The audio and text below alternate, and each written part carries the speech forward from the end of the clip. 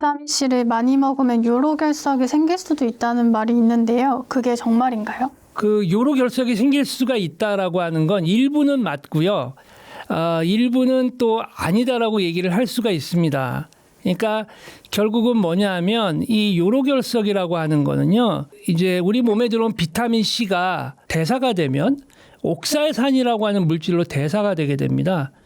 이 옥살산이 결국은 이제 그 우리 몸 속에 있는 칼슘과 만나게 되면 칼슘 옥살산염이라고 하는 게 형성이 되는데 이게 바로 요로결석의 원인이 되는 거죠. 그러니까 이론적으로 얘기하면 비타민 C를 많이 먹으면 옥살산이 늘고 결석 위험이 올라갈 수 있다는 경로가 있기 때문에 비타민 C에 의해서 요로결석이 생길 수 있다라고 하는 얘기들이 나온 것입니다. 그런데 이것이 결국은 환경에 따라 좀 다를 수 있습니다. 그러니까 여성을 대상으로 한 대규모 연구에서는 비타민C 섭취와 요로결석 발생 사이에서의 연관성이 발견되지 않았습니다. 근데 남성분들을 대상으로 해서 하루에 1000mg을 섭취한 남성분들의 경우에 있어서는 그것도 꾸준히 복용을 한 분들에 있어서는 요로결석이 발생되는 위험이 다소 올라가더라라고 하는 연구 결과가 있거든요. 이거는 결국은 뭐냐면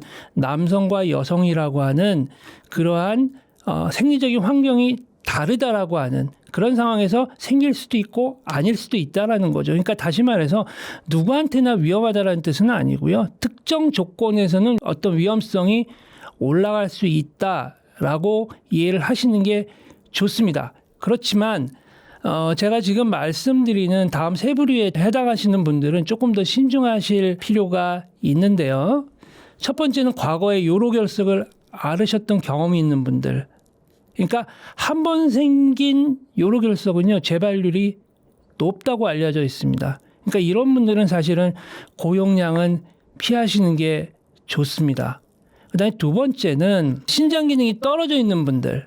그러니까 옥살산이라고 하는 배설이 원활하지 않으면 축적될 수가 있기 때문에 신장 기능이 떨어져서 옥살산의 배설이 원활하지 않은 분들은 역시 또 조심하시는 게 좋습니다. 그다음에 이제 세 번째는 하루에 수분 섭취량이 적은 분들. 그러니까 다시 말해서 소변이 농축이 되면은요, 결석이 잘 생깁니다. 그거는 뭐 우리가 염전에서 소금을 만들 때의 어떤 그 개념을 생각을 하시면 되는데요.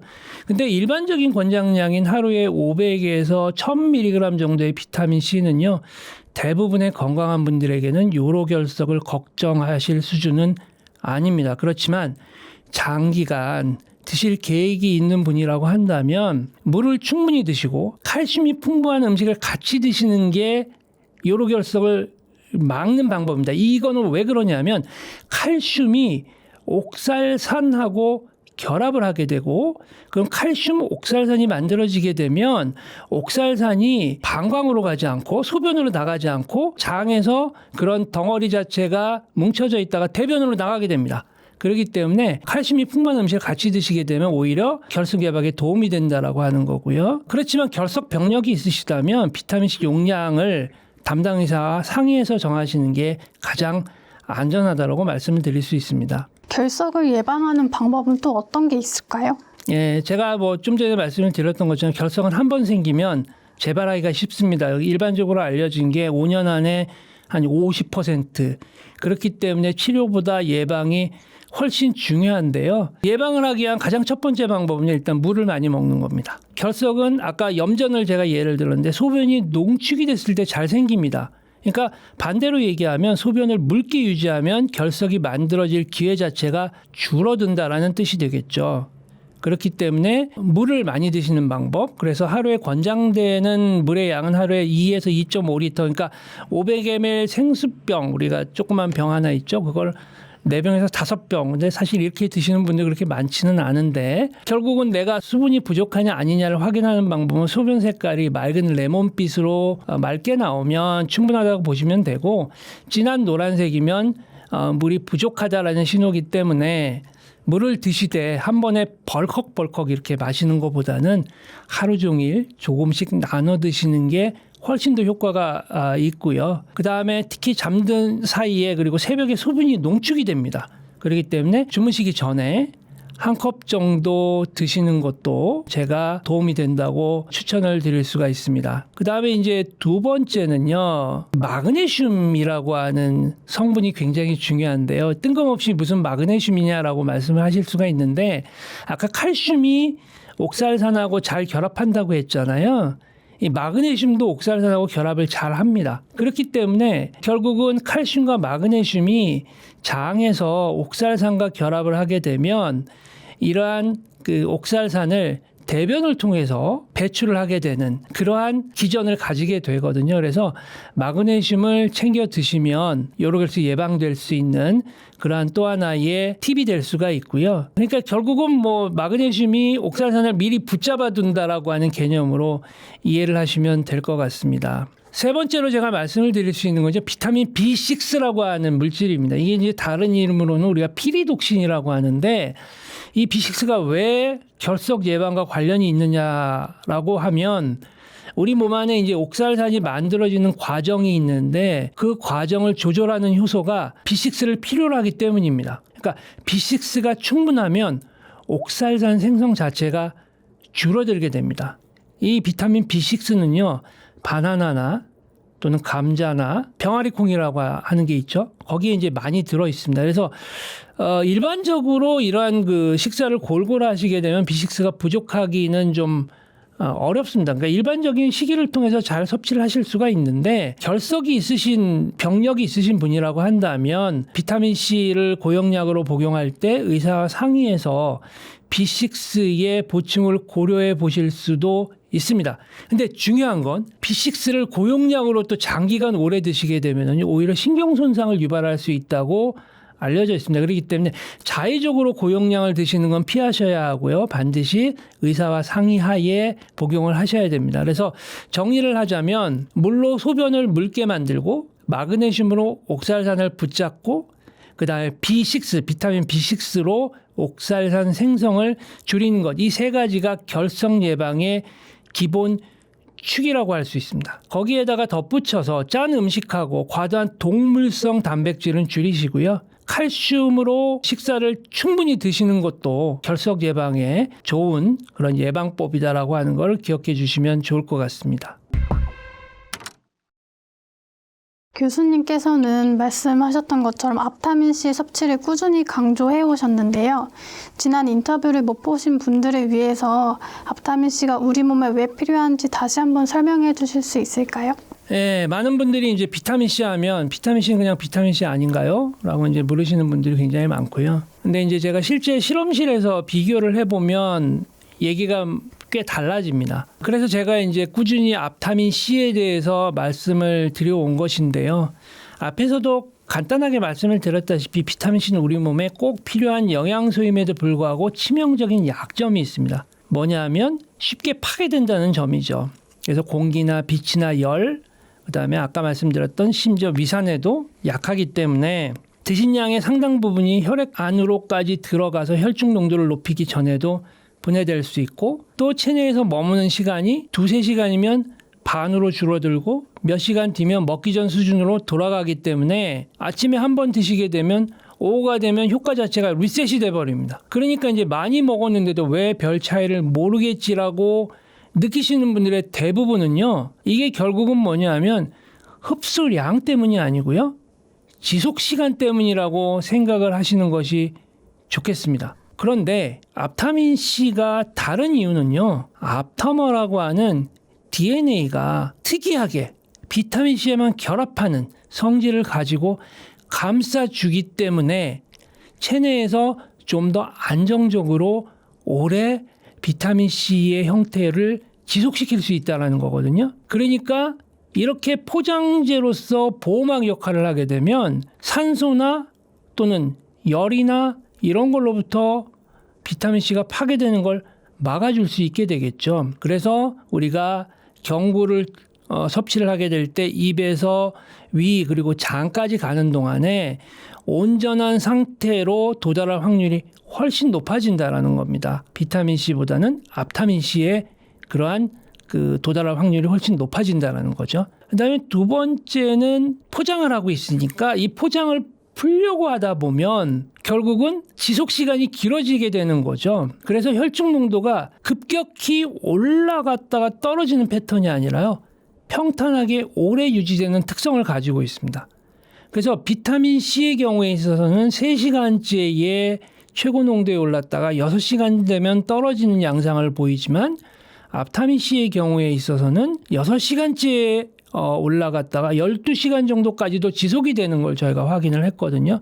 그러니까 결국은 뭐냐면 비타민 C가 우리 몸속에서 일하는 시간이 길어진다는 겁니다. 그리고 이러한 동일한 조건 안에서 결국은 앞타민 C는 비타민 C에 비해서 산화 환경에서 오랫동안 버틸 수 있다는 거죠. 추가적으로 그러면 세포 안에 얼마나 오래 머무나라고 관찰을 해봤더니 앞타민 C가 비타민 C에 비해서 더 의미 있게 안정적이고 더 오래 유지되는 결과를 확인을 했습니다. 이거는 저희가 세포 실험, 동물 실험, 그리고 건강한 정상인을 대상으로 한 임상 실험에서도 저희가 확인을 한 거거든요. 그러니까 핵심은 뭐냐 하면 같은 양을 먹어도 앞타민 C는 비타민 C에 비해서 일반 비타민 C에 비해서 실제로 일하는 비타민 C의 양이 다르다라는 얘기가 되겠죠. 그러면 어떤 분들한테 앞타민 C가 도움이 될까? 첫 번째는 일반 비타민 C를 오랫동안 드셨는데도 체감이 없으셨던 분들. 이거는 흡수 또는 지속의 문제였을 가능성이 있기 때문에 이런 분들한테 저는 추천을 해드리고 싶습니다. 그 다음에 고용량으로 먹었을 때 속쓰림이나 위 불편감이 있었던 분들은 이런 분들은 적정량을 섭취를 해서 적은 양이더라도 적정량을 섭취를 해서 이러한 불편함을 감소시키고 효율을 높이는 쪽이 낫기 때문에 이러한 분들한테도 추천을 해드리고 싶고요.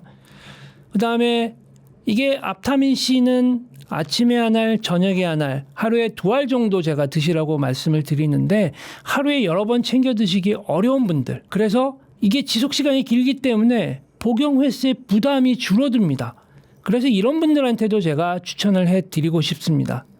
그래서 우리가 비타민 C라고 하는 그런 걸 복용을 할 때 얼마나 많이 먹느냐, 이거보다는 얼마나 온전하게 얼마나 오래 몸속에서 일할 수 있는 형태의 비타민 C를 섭취하느냐, 이게 중요한 거고요.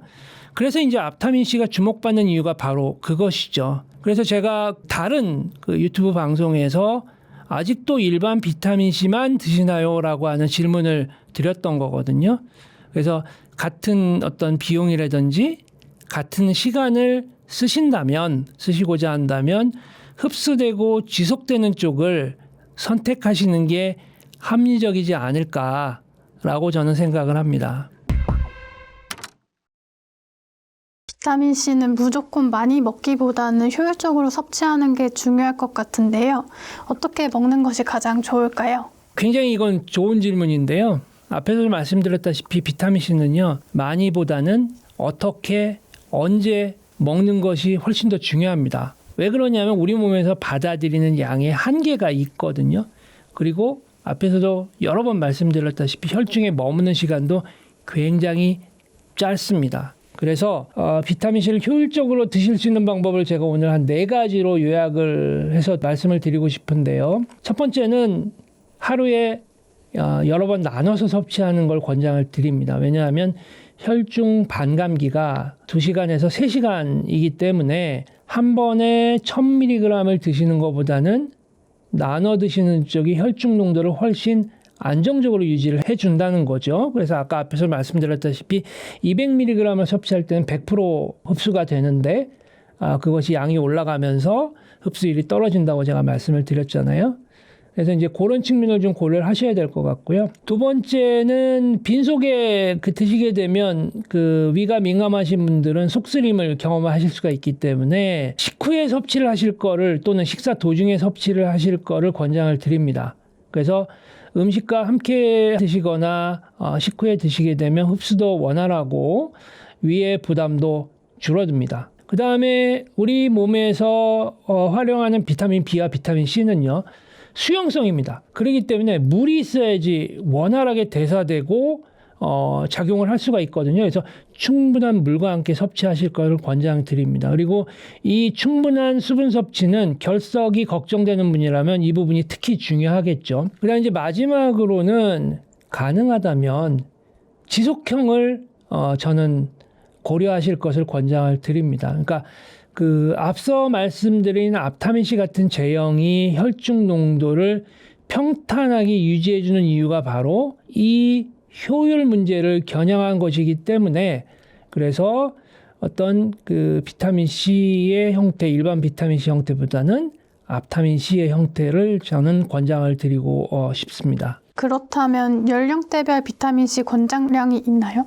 명확한 기준이 있습니다. 그 한국영양학회에서 제시한 기준인데요. 그 기준에 따르면은요, 12개월 이하인 영유아는 하루에 40mg, 그 다음에 5세까지는, 그러니까 1세에서 5세까지는 40에서 45mg, 그 다음에 6세에서 8세는 50mg, 그 다음에 9세에서 11세는 70mg. 굉장히 나이가 촘촘하게 나눠져 있죠. 그리고 12세 이상부터는 성인까지 100mg을 권장을 하고 있습니다. 근데 이제 여기에서 우리가 생각해야 되는 중요한 두 그룹이 있는데, 임신부는 100mg에다가 10mg을 더한 110mg, 그 다음에 아이를 모유를 줘야 되는 수유부는 40mg을 얹은 140mg이 추가로 필요합니다. 그리고 제가 많이 받는 질문 중에 하나가 흡연자는 어떤가요? 라는 질문 많이 받거든요. 흡연 자체가 체내 비타민C를 빠르게 소모시킵니다. 왜냐하면 흡연에 의해서 활성산소들이 많이 생기기 때문이죠. 그래서 흡연하시는 분들의 경우에 있어서 하루에 한 35mg 정도를 더한 135mg 정도를 드시는 것을 권장을 하는데, 여기서 말씀드리는 거는요, 최소 권장량입니다. 그러니까 우리가 건강관리 차원에서 하루 200에서 500mg 정도를 드시는 분들이 많이 있고요. 이 정도 범위는 결국은 대부분의 건강한 성인한테는 안전하고, 아까 말씀드렸다시피 상한 섭취량이라고 하는 2000mg 내에서 이런 조절을 해서 드시면 좋을 것 같습니다. 더 좋을 것 같아서 커피 대신 과일 주스를 마시는 분들도 많은데요. 이런 선택이 비타민C 흡수 측면에서 도움이 될까요? 이 부분은 제가 좀 솔직히 말씀드리고 싶은 대목이 좀 있는데요. 많은 분들이 이제 커피보다는 과일 주스가 몸에 좋겠지 하고 드시는데, 맞는 얘기일 수도 있습니다. 근데 비타민C와 건강 측면에서 좀 보면 생각보다는 좋은 선택이 아닐 수가 있어요. 그 이유가 뭐냐 하면, 첫 번째는 시판되고 있는 과일 주스에는 비타민C가 생각만큼 풍부하지가 않다라는 겁니다. 우리가 과일 주스를 만들기 위해서 과일을 가공을 하고, 그 다음에 주스들은 저 이제 플로리다에 한번 간 적이 있는데, 거기서 그 오렌지 농장이 많잖아요. 거기서 오렌지 주스를 바로 착즙을 해서 주는데 굉장히 뜨끈뜨끈했습니다. 그 이유는 뭐냐면 살균을 하거든요. 근데 비타민C 열에 약하다고 말씀드렸잖아요. 그리고 이것을 뚜껑을 닫았을 때 물속에서 공기하고 보관하면서 접촉이 되게 되면 비타민C 상당 부분 파괴가 돼버립니다. 그래서 비타민C가 풍부한 주스라고 쓰여 있기는 하지만 이것은 대부분 따로 비타민C를 인공적으로 첨가한 것이지 과일 본연에 우리가 흔히 알고 있는 천연 비타민C가 남아있는 게 아니라는 거죠. 그리고 이 주스에는요, 당분이 너무 많이 들어있습니다. 그러니까 사과 주스 한 잔이 한 200ml 정도 되나요? 그 정도의 설탕이 약 20g이 들어가 있습니다.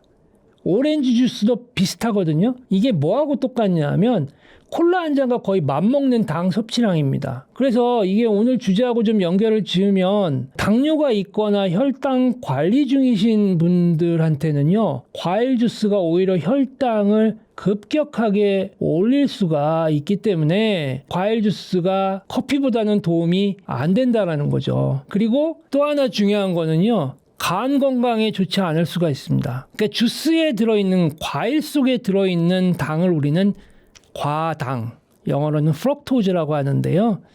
이 과당은 대부분 어디에서 대사가 되냐면 간에서 대사가 됩니다. 그러니까 섬유질이 함께 있는 과일의 경우에 있어서, 생과일의 경우에 있어서는 이런 문제가 없는데, 주스에 들어있는 과당의 경우는요, 이것이 간에 한꺼번에 부담을 주게 되고요.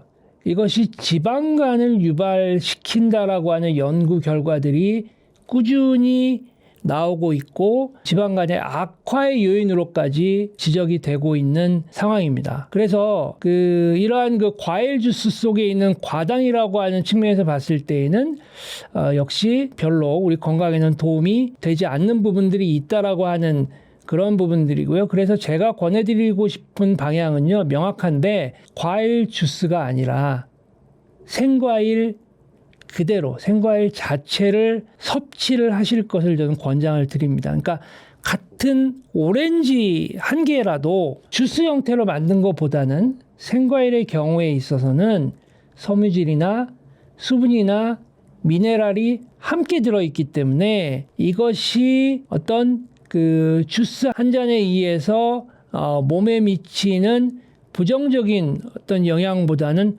완전히 다른 그러한 영향을 미칠 수가 있고요. 특히 비타민 C라고 하는 우리가 지금 관심을 가지고 있는 그러한 영양 성분의 함량도 생과일 쪽이 훨씬 안정적이기 때문에 저는 생과일 쪽으로 드시는 걸 더 권장을 드리고 싶고, 그러면 이제 비타민 C가 당뇨와 간 건강에 그럼 도움이 되냐라고 하는 질문들을 간혹 하시거든요. 이제 그럼 거기에 이제 저는 이렇게 말씀을 드리고 싶은데, 이거는 맞는 부분도 있지만 과장된 부분도 있다. 다시 말해서 비타민 C라고 하는 것이 당뇨를 낫게 하거나 간에 생긴 질환을 낫게 하는 치료제는 분명히 아닙니다.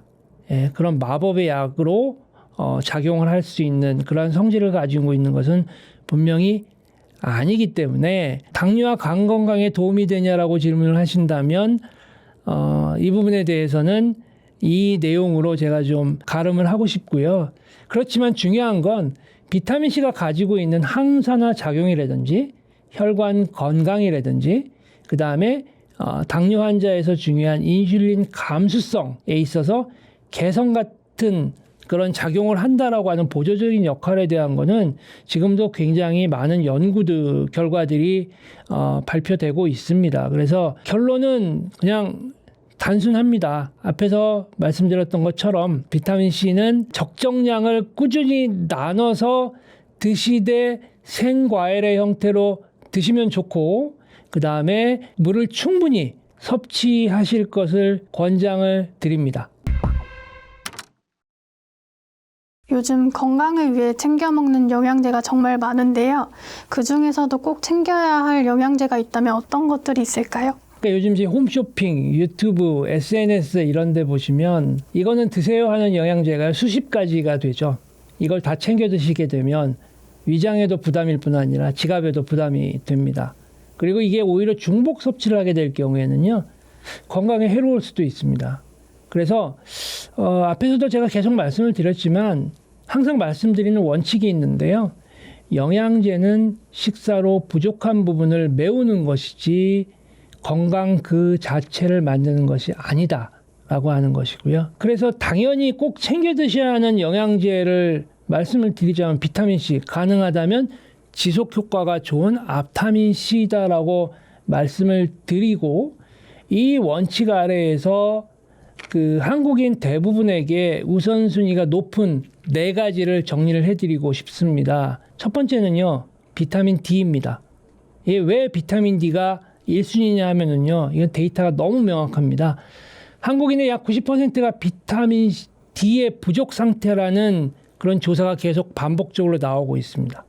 이게 왜 그러냐면 우리나라의 위치적인 문제 때문에 그런데 우리나라는 이제 위도가 34도에서 38도 사이에 위치를 하고 있죠. 그래서 햇빛이 들어오는 우리 잎사각이라 그러죠. 그게 비타민 D를 합성하기에는 부족한 정도의 햇빛이 이제 우리나라에 쪼여지게 됩니다. 그래서 더군다나 이제 실내 생활이 많은 직장인들한테 경우에 있어서는 특히 햇빛을 많이 못 보게 되니까 비타민 D의 합성 자체가 떨어질 수밖에 없고요. 그 다음에 자외선에 의한 어떤 손상을 막기 위해서는 자외선 차단제 많이 바르시는데 그것 때문에 비타민 D가 부족하게 됩니다. 그리고 50대 이후에서는 특히 부족하다라고 알려져 있고요. 그래서 이러한 비타민 D가 부족하게 되면은 뼈 건강이 약해지는 것은 물론이거니와 면역력이 저하가 되고 근력이 감소가 되면서 우울감 그리고 심혈관 질환 위험까지 증가가 됩니다.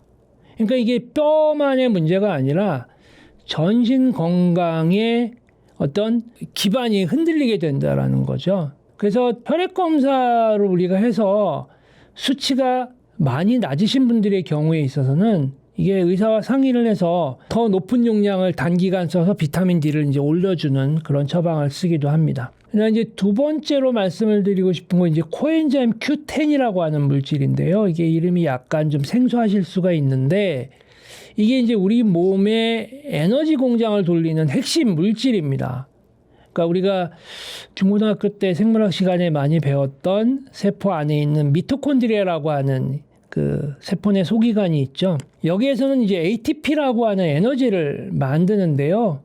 이때 필요한 조효소가 바로 코엔자임 Q10입니다. 그러니까 심장이나 간이나 신장 같이 에너지를 많이 쓰는 장기일수록 코엔자임 Q10의 농도가 높은 것으로 알려져 있습니다. 근데 문제는 이게 나이가 들면 나이 드는 것도 서러운데 이 코엔자임 Q10의 체내에서의 농도는요. 20대 이후로 꾸준히 감소를 해서 40대가 되면요. 청년기의 70% 수준까지 감소가 되고요. 60대가 되면은 그 이상으로 더 떨어집니다. 그러니까 우리가 나이가 들수록 쉽게 지치고 피곤함에서 회복이 더디신 분들이 많아지거든요. 그게 바로 이 코엔자임 Q10의 농도가 감소되기 때문이에요. 근데 이 코엔자임 Q10의 역할은 크게 세 가지로 이제 그 정리를 할 수가 있는데 앞에서 말씀드렸다시피 첫 번째는 에너지 생산. 그래서 만성 피로나 무기력감에 도움을 주고요. 그다음에 둘째는 강력한 항산화 작용을 하는데 특히 세포막과 미토콘드리아 자체를 보호하거든요. 근데 비타민 C하고 비타민 E도 그런 역할을 하지만 그거와는 다른 영역에서 일하기 때문에 비타민 C, 비타민 E, 코엔자임 Q10이 서로 조화를 이루게 되면 굉장히 효과적으로 작용을 할 수 있다는 거죠.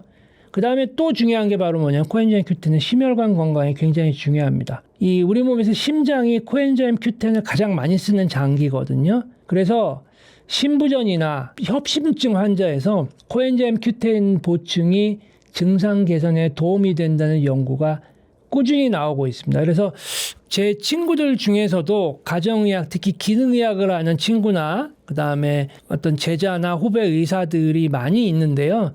이 친구들한테 제가 이제 비타민 C, 앞타민 C에 대한 소개를 했는데 그 친구들도 역시 비타민 C와 코큐텐, 그다음에 앞타민 C와 코큐텐을 만성 피로인 환자들한테 처방을 하고 있습니다. 처방을 해서 물론 이제 뭐 코큐텐은 굉장히 다양한 제품이 나오고 비타민 C도 다양한 제품이 나오고 앞타민 C는 이제 한 종류만 나오기 때문에 좀 제한적인 부분이 있기는 하지만 실제로 그렇게 해서 섭취를 하신 분들이 굉장히 효과적이었다라는 얘기를 피드백을 많이 주신다고 해요. 근데 여기서 이제 말씀드리고 싶은 중요한 포인트가 하나 있는데요. 우리가 스타틴이라고 하는 고지혈증 치료제가 있습니다. 이분들한테는 코큐텐이 특히 중요합니다. 왜냐하면 이 스타틴이 하는 역할이 바로 뭐냐면 콜레스테롤 생성을 억제하는. 근데 그 과정에서 코큐텐 합성도 같이 줄어들게 되거든요. 그래서 주변에 이러한 그 스타틴이라고 하는 고지혈증 치료제를 드시는 분들 중에 근육통이라든지 다리에 쥐가 난다든지 피로감을 호소하는 분들이 많거든요. 이런 분들한테는 코큐텐 보충으로 이런 걸 완화시키는 경우가 꽤 있습니다. 그래서 제가 추천 또 하나 드리고 싶은 영양제는 바로 코엔자임 Q10이고요. 이 코엔자임 Q10은 환원형하고 산화형 두 종류가 있는데 환원형이 산화형보다는 흡수율이 더 좋아서 중장년층한테는 더 유리하다고 알려져 있습니다. 그리고 이게 코엔자임 Q10의 특성은 지용성이기 때문에 기름진 음식 드실 때 함께 드시면 좋고요. 그리고 코엔자임 Q10 드실 때에는 비타민 C와 또는 앞타민 C 함께 드시면 이런 어떤 코엔자임 Q10의 역할이라든지 흡수라든지 이런 측면에서 긍정적인 효과를 볼 수 있다는 겁니다. 그다음에 이제 세 번째의 영양제는요, 오메가3입니다. 오메가3는 많이들 들어보셨을 건데, 우리나라 사람들은 이 오메가3를 이제 생선을 예전에는 많이 먹었기 때문에 많이 섭취를 했었거든요.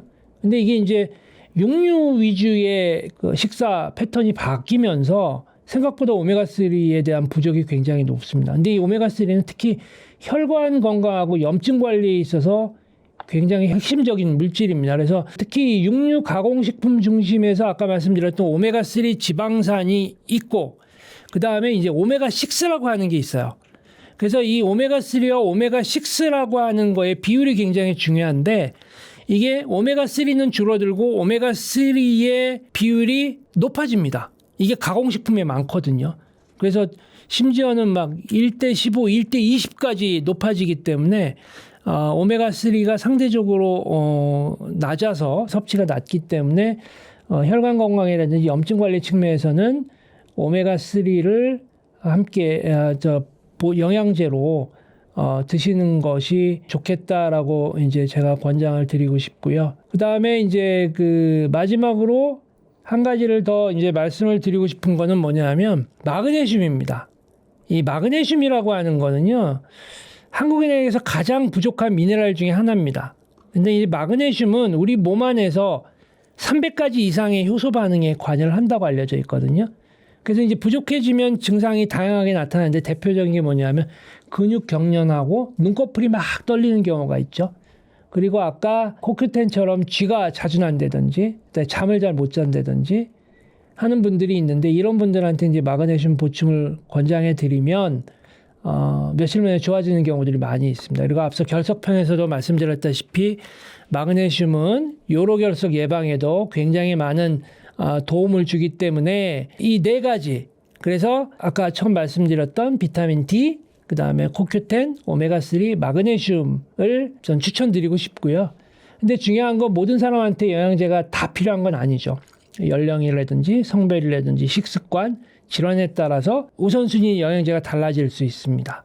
그래서 그 부분에 대해서는 이제 병원의 의사 선생님이나 이런 분들하고 본인의 건강 상태에 따라서 정하시면 가장 현명한 방법이라고 생각을 합니다. 그 다음에 계속 말씀드리지만 이 영양제 자체가 식사를 대체하는 건 아니기 때문에 그 앞에서 말씀드린 네 가지, 그리고 그 다음에 비타민C 또는 앞타민C를 같이 어떤 식사와 함께 챙길 수가 있다면 그게 이제 가장 좋은 게 되겠죠. 그런 과정에서 특별한 질환 때문에 약을 드시는 분들은 반드시 확인을 하셔야 되는 게, 와파린이나 갑상선 약 같은 이러한 그 약들은요, 일부 영양제와는 상호작용이 있고 그거로 인해서 부정적인 작용이 있을 수 있기 때문에 복용 중인 약이 있으시다면 담당 의사나 약사하고 한번 상의를 하신 뒤에 시작을 하시는 것이 안전하다고 저는 말씀을 드리고 싶습니다. 일부 논문에서는 앞타민C가 뇌질환 예방뿐 아니라 치료 가능성도 있다고 보는데요. 이 부분은 어떻게 봐야 할까요? 이 부분은 제가 특별히 조심스럽게 말씀을 드리고 싶은 주제인데요. 우리 구독자분들이 연구 결과를 정확히 이해하셔야지 실망하거나 또는 반대로 과한 기대를 하시지 않기 때문에 관련된 논문, 두 논문을 하나씩 짚어드리고 어디까지 믿어도 되는지 분명히 구분해 드리겠습니다. 첫 번째 논문은요, 2022년도에 안타이옥시단트라고 하는 데에 실린 경희대 연구팀의 연구 결과인데요. 그 연구 대상은 17개월 된 늙은 암컷 쥐를 대상으로 해서 8주간 매일 앞타민C를 경구 투여를 했고, 그 결과를 이제 그 몇 가지 그 실험 방법을 통해 확인을 했는데, 첫 번째 기억력 검사를 했습니다. 그 이제 Y 미로라고 하는 거, 이제 수동 회피라고 하는 방법이 있었는데 거기서 유의미한 개선이 이제 관찰이 되었고, 그러니까 다시 말해서 늙은 쥐가 젊은 쥐 수준에 가까워졌다라고 하는 결과를 이제 보고를 한 거죠. 그다음에 이제 두 번째는 항산화 효소의 발현을 증가를 했는데, 구체적으로 우리 몸속에는 항산화 효소들을 스위치를 키는 마스터 스위치가 있거든요. 그래서 그 마스터 스위치에 해당하는 단백질을 활성화시켜서 결국은 항산화 방어 기전, 그리고 그 방어 기전에 관련하는 효소들의 어떤 그 생성을 늘려줬다라는 부분인데, 가장 흥미로운 거는요. 이때 우리가 비교하는 군이 있었어요.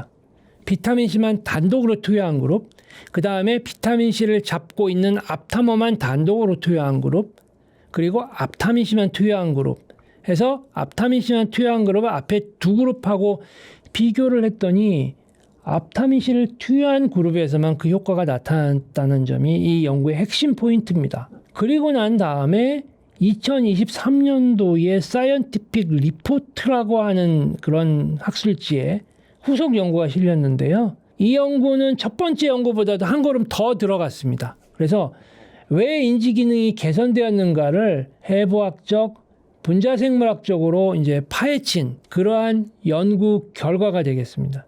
그래서 이 연구에서는 20개월 된 늙은 암컷쥐한테 8주간 앞타민C를 경구 투여한 뒤에 뇌를 분석을 했습니다.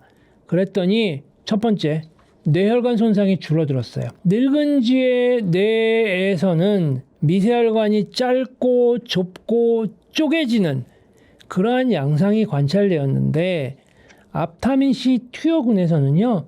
혈관의 길이가 회복되고 조각난 혈관 자체가 줄어드는 것이 관찰됐습니다. 그 다음에 두 번째는요. 혈관 뇌장벽이라고 하는 게 있는데 이것이 보호가 되었다는 거죠. 그러니까 뇌혈관 내피세포와 주위세포를 연결하는 여러 종류의 단백질들이 있는데요. 이 단백질들의 발현 자체를 회복시켰습니다. 이게 결국은 뭐냐면 뇌의 담벼락이 튼튼해져서 뇌가 그만큼 보호를 받는다라는 거거든요. 그러다 보니까 세 번째는 뇌에서의 신경염증 자체가 줄어들었습니다. 그래서 이러한 신경염증에 의한 뇌에서의 뇌를 구성하고 있는 세포들의 사멸이라든지 손상이 예방이 되고 신경염증 자체도 완화가 됐다는 거죠. 그래서 이제 연구진은 결론에서 뭐라고 결론을 내렸냐 하면 앞타민C가 노화로 인한 인지장애에 대한 새로운 치료법가 될 수 있다. 영어로는 거기에 이제 potential new intervention이라고 이제 기록을 하고 있습니다. 근데 여기서 이제 제가 구독자분들한테 반드시 정확히 말씀드리고 싶은 건 뭐냐 하면은요. 이 연구들이 저도 굉장히 흥미롭고 과학적으로 의미 있다라고 하는 것은 분명하다고 생각을 합니다. 그렇지만 첫 번째는요. 이 연구 결과들이 일단은 동물 실험에서 이루어졌다라는 거고요. 그래서 사람에서 같은 효과가 과연 나타날 수 있겠느냐라고 하는 거는 사실은 명확하게 얘기하기는 어렵습니다. 왜냐하면 사람을 대상으로 하는 거는 치매 환자, 파킨슨 환자를 모집을 해서 장기간 오랜 시간 동안 봐야 되기 때문에 그렇지만 생체 실험이라고 하는 측면에서 봤을 때에는 이것이 사람에게서도 분명히 효과가 나타날 수 있다라고 하는 가능성을 제시해 줬다라는 데 있어서 굉장히 의미가 있다라는 거죠. 그렇기 때문에 앞에서 얘기한 퇴행성 뇌질환에 있어서 앞타민C가 과연 효과가 있느냐. 비타민C도 효과가 있지만 앞타민C는 그 지속 시간이 연장되고 그 다음에 체내에서의 혈중 농도를 또 오랫동안 유지시켜주고 한다는 측면에서 효과가 있다라는 얘기를 할 수가 있다라는 거죠. 그 다음에 이 논문에서 쓴 단어 중에 하나가 뭐냐 하면 아멜리오레이트라고 하는 단어 또는 알레비에이트라고 하는 단어를 썼습니다. 이게 뭐냐면 스탑이라는 단어가 아니고요. 완화되었다라고 하는 겁니다. 다시 말해서 노화로 생긴 손상을 덜 나빠지게 했다는 것하고요. 멈췄다, 되돌렸다라고 하는 개념은요.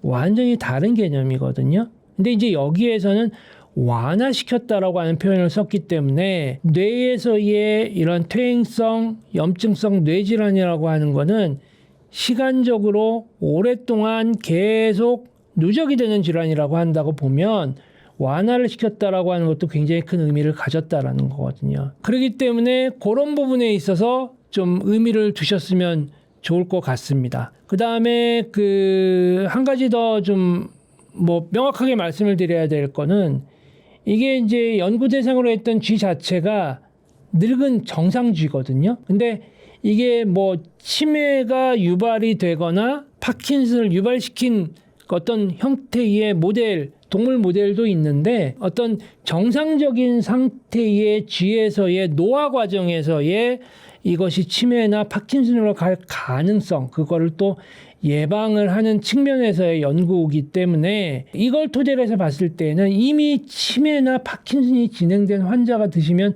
병이 낫는다라는 의미는 절대로 아니고요. 그 증상을 완화하거나 진행을 늦출 수 있다는 의미로 받아들이시면 좋겠습니다. 그렇기 때문에 아직까지는 치매나 파킨슨 치료제가 없는 상황이고요.